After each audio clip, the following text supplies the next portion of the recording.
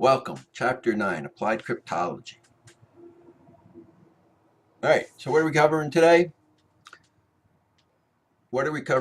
How is cryptology applied?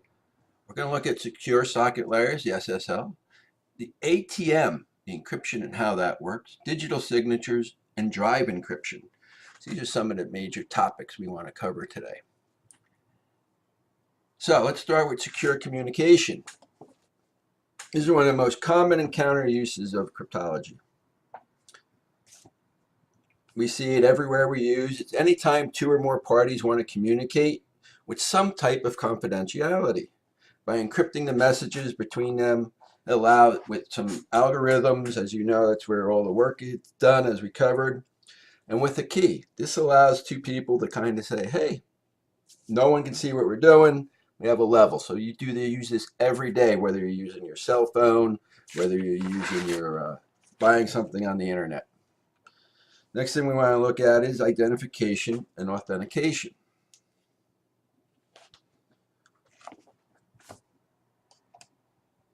Although you may not know it, cryptology has played and does play a central role in confirming who we are. So when you send information, digital signatures, this is a really big part of digital signatures. It allows us to figure out who is who, whether you're connecting to the website, taking money from your ATM, but this is verifying the person that is at the other end, hence why you usually have a login and a password, so it allows you to identify with that. E-commerce, we've all bought something on the internet and cannot exist without cryptology because everything is available through the internet. There's no security. So cryptology allows us to put in that security to hide the information that we want and make available the other information that we want available. So cryptology plays a huge part in e-commerce, especially when you purchase stuff. You don't want your credit card or any information or anything over it. So for certification, basically digital certifications are completely instrumental in the e-commerce and other areas. Certificates are issued for situations involving not only e-commerce, but virtual private networks. We talked about VPNs. And again, this allows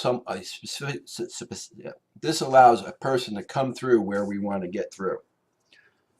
So key recovery, you already know the value of the keys in cryptographic systems, how important it is to use these items, and it just allows us to share that information. Remote access is a strategy would not even be possible, at least not safely, without encryption. For instance, passwords, eavesdroppers, sometimes you might have the key fob, but remote access, as the internet is growing, speeds are increasing. Many companies are allowing employees to work from home. And this is one way that it allows it. So anything they do is kept secret, kept off the internet by using this remote access technology. And basically just technologies in general, how are they used? How are they using this information? How are they allowing us? We have the DVDs now, digital rights management. So these are just some of the things that are important for what we need to do.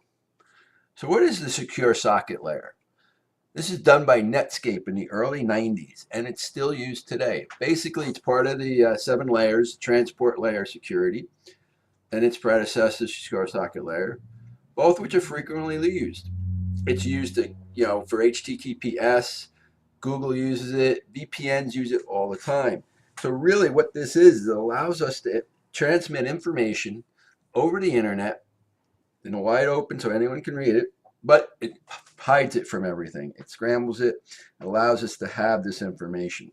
So it's a really important part of what we've been using and how it allows us the internet to do anything that we want on it with some level of security. Obviously, as we spoke about, anyone can pretty much get into anything if they have enough time and money and effort, but in general, it keeps out 90% of everyone that we don't have to worry about it.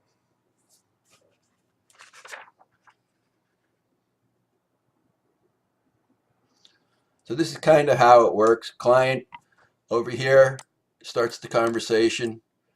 Client says hello. Server picks it up, sends back the public key so we can talk. So it goes back over this way. Client sends its public key. Server sends a cipher. Remember, this is the text ciphered, and then data will start being exchanged. So as you see, this is kind of the handshake, if you want. Remember the old modems, the sound it would make, two computers talking? Well, it's the same concept. Just now they're setting up this layer so that only these two people can see it, because here you're sending your cipher in. And that is what it's allowing. Then after that, you can send anything you want, and everything is nice and secure. Let's take a quick look at how the secure socket layer works. Ciao, this is Cristiano from Bright Minded, and I've now made a few videos about SSL certificates and self-signed certificates, but they assume that you know what they are and how they work. So in this video, I would like to take a little step back and look at the basics of what's going on, so the other videos may make a bit more sense. So here's a quick and dirty explanation of SSL. Your browser makes a request to a web server for a secure web page, which is usually a page with an address that starts with HTTPS. When the web server receives the request, it sees that it is for a secure page, and what it does is it sends back a public key and an SSL certificate, which is essentially a file with a bunch of information about the website owner, among other things. The browser then receives this public key and the SSL certificate, and the first thing that it does is it inspects the certificate here to see that it was issued by a trusted entity, also known as certificate authority, to check that the certificate hasn't expired yet, and also that the certificate is actually related to the site you are requesting. If everything is okay, then the browser generates a random symmetric key here, and it uses it to encrypt some info, basically the request address plus some other data. It then uses the public key from the server to encrypt the whole thing, i.e. the symmetric key and the extra info, and ships it back to the web server. When the web server receives this encrypted package, it uses the private key, its own private key, to decrypt the payload, and thus retrieving the symmetric key here, and then uses the symmetric key to decrypt the extra information, i.e. the request URL and the extra data. From now on, both the browser and the server will use the symmetric key to encrypt data before sending it and to decrypt it when it arrives. I would now like to quickly touch on self-signed certificate. Now, trusted certificates, which are those your browser trusts, are those that were issued and signed by so-called certificate authorities like DigiCert, GoDaddy, and Komodo. These companies went through various hurdles and hoops in order to get this trusted status. On the other hand, a self-signed certificate is one that you generate and sign yourself, and unless you are a trusted certificate authority, your browser will complain and show a warning page if it sees this self-signed certificate.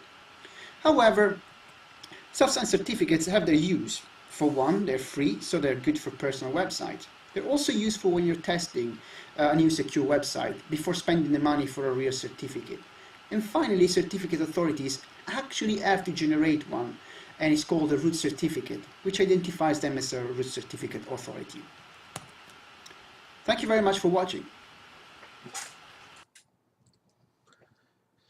So that just kind of gives us an overview of how the secure socket layer works. So what we're going to look at, digital signatures. We kind of looked at this the other day also. But again, they're used to verify documents, transactions, and files. So it's a really important thing. And as the internet, the world is going paperless. I know we've been hearing this for the last 20 years. But this is a big breakthrough for digital signatures. It's kind of giving us more ability to get digital signatures and to go to that wireless state or paperless stage that we want, because now we can actually sign papers and send them over knowing that that paper was correct and it was signed. So what does a digital signature provide? Guarantees that the document was actually sent by the sender, and this is an important one, guarantees the file was not modified en route, and guarantees the authenticity of the document. Digital signatures are legally binding, and we saw in the previous term, digital signatures use both encryption and hashing. And that's an important part, because what does the hashing do for us? The hashing tells us if that file was modified. So we can encrypt the data, we check the hash on it, does it come out correct? So, if you think of it this way, if I send you a document to sign for me, and you make a modification, even if you put a space in there, well, when I get that document back, the hash is not going to line up. And that way I know you modified that signature, that document. And I can say, well, you changed something, but I don't care what it was, but something was changed. So it allows me to verify if that document got changed, which is a big thing.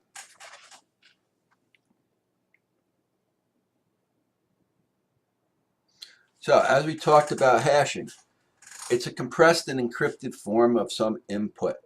It doesn't change the input, it doesn't change what it looks like, it just gives me a fixed length.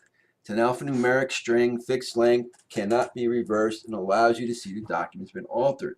So as we said, as part of the digital signature, this is huge. Also, it helps us a lot if we're going to download a file. So if I have a file up on my server and I want to send it to you, and with the internet, if you know how packaging works, it gets sent out, it could be sent over 1,000 different methods before it gets to you. And what happens is hashing takes that file once it's complete, and it says I sent that hash code with the beginning of the file download, and it's sitting there on your server. When you get everything on your computer, it will compare that hash. That number has to be exact, because if there's anything missing, it's going to say, hey, the file didn't download correctly. And this is one way that Microsoft and other firms verify that they've downloaded the right file and that it is complete. So hashing helps us with that. So a couple of things why we use it. One, if we're using it in digital signatures, it tells me the file hasn't been changed. I can encrypt the hash so no one can see what it's going to be before I send it, and then I can only reveal it. But the hash doesn't encrypt the file, but we can use my file. I can hash it, get my specific number, my fixed length number, and I can encrypt that so no one can read it. So you can really use both hashing and encryption together to really secure what's going on here. So ATMs, right? What do they use? Well, you put their bank. So don't we care a lot about encryption? So, the ATMs uses everything that we can. We use encryption on it. We have PIN codes on it. We use hash. And we have to make sure that no one can replay it. So there's a lot of things that goes on with an ATM machine. It's not just simple sending information back and forth. You got to remember, you have your password in there, you have your logon, you're having your credit card on that information. All this is being sent over the lines, over the internet nowadays. So security is a top priority when it comes to ATM machines. So we have to make sure that we secure PIN. We secure against replays. That means no one can actually play it again after we put this information. Storing PIN information successfully and processing that transaction. These are big parts of what took the ATM a while to get going. Now they're all over the place. And it has to verify the amount of money in your account. So there's a lot going on an ATM. Drive encryption. You can protect your data. Basically software to encrypt drives.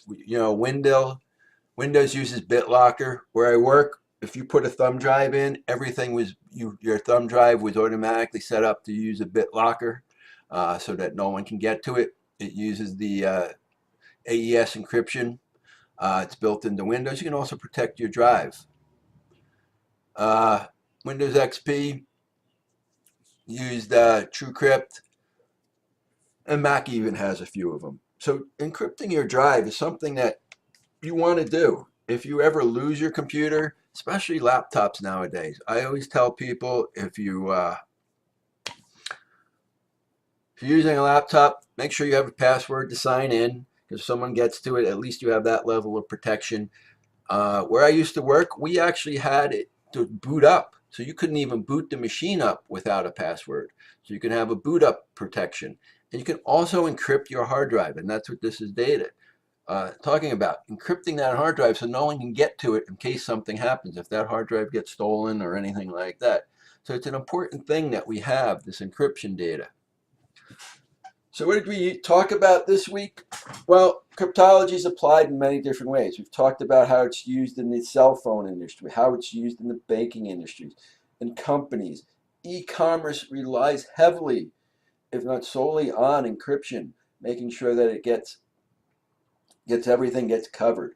Also, digital signatures. We've talked about that, on how the world is going to paperless. Digital signatures are becoming much more popular. Actually, I just refinanced my house not too long ago, and everything was done online. We received digital signatures. We had to sign in certain areas, and then this allowed the bank to get all the paperwork done in advance, and they knew nothing was changed. And we talked about the cell phones. All cell phones now are encrypted because it's no longer analog. Cell phones are digital, and it allows us to encrypt it now. Secure socket layers. This is that layer of protection that's actually at the transport level. So it's an extremely important thing on how all this information is now certified that it is encrypted. ATM machines, they've been around for a long time. You're putting all this information in, so it's extremely important that we get security, encryption, hashing. Everything we've learned is built into that ATM. We talked about digital signatures already. And drive encryption. If you use a flash drive, encrypt it. Put in a small password to get your data. If you lose your drive, you don't have to worry about anything on there. Nowadays, your drive encryption on your hard drive. What are you going to do with that? Make sure you protect it. And that's what this is all about, protecting your data. You can do this at personal level, besides your business level. So that was it for Chapter 9. Again, have a wonderful week. I'll talk to you soon. Thank you.